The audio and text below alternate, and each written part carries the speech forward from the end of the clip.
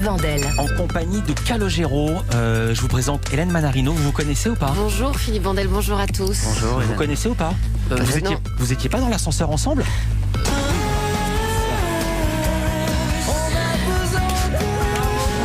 On vous a bien eu, hein. Merci Nicolas Soudan qui m'a donné cette info. On s'est croisés dans l'ascenseur, effectivement. Vous avez vu à quel point je suis sage dans l'ascenseur? Oui. Bah oui. Les chansons, c'est pas forcément la vérité. Ah bah non. Franchement. Bonjour, Calogero. Rebonjour, je suis là pour dévoiler presque toutes les choses que l'on ne connaît pas encore de vous. Ok. Alors, Lilo, votre surnom en Sicile, on va imaginer un pays... Avec l'accent, pardon. Nommé tout simplement Calogero et détailler tous les centres-villes qui le composent. Avant que le pays se développe, il y avait quand même le centre-ville de l'enfance. Jamais sans votre écureuil à bascule, en peluche. Il était roux, comme vous. Les autres s'amusaient de cela, car vous étiez assortis. Vous vous extasiez devant les dessins animés tels que Calimero, Drupi, Albator et Mala, fans de Sangokai, Rigel, dans Goldorak. Dans votre chambre, il y avait le poster du fondateur du karaté. Ouais. Funakoshi. Funakoshi. Jishin Funakoshi. J'adorais. Mais ce que vous aimiez le plus, rêver en tournant autour de la table du salon. Toujours. Toujours. Vous le faites toujours? Non, mon fils le fait maintenant. Marcher autour de la table du salon, comme ça. En rêvant. En rêvant.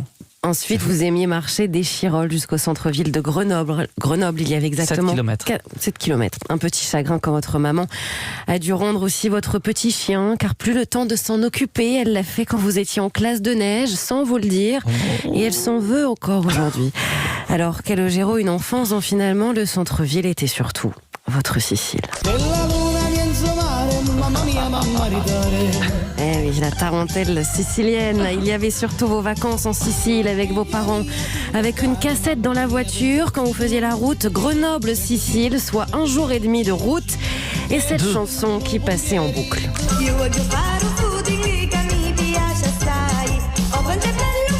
C'est dingue.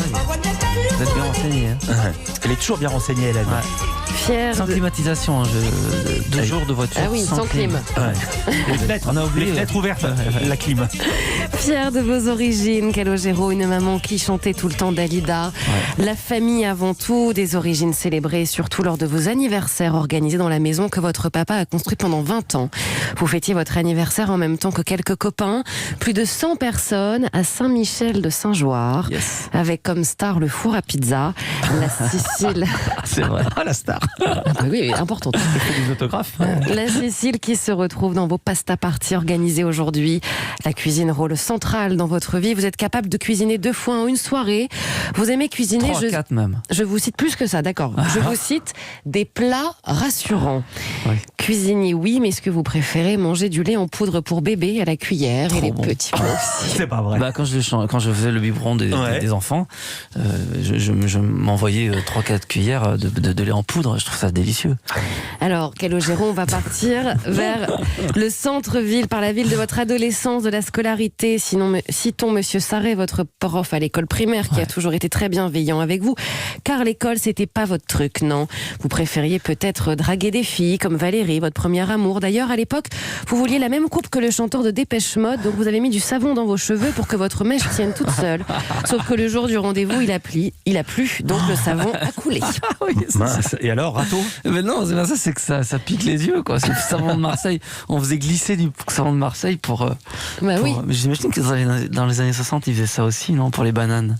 Je sais pas. Moi, j'avais la coupe de Psycho, en fait. Tout cela fait partie du centre-ville des bêtises. Il y en a eu, comme taper à la porte du voisin du rez-de-chaussée, Monsieur Marwanda, et partir en courant. Alors, avec vos amis, les amis. Il est mort de rire, il y repense. Il est encore dans cette époque.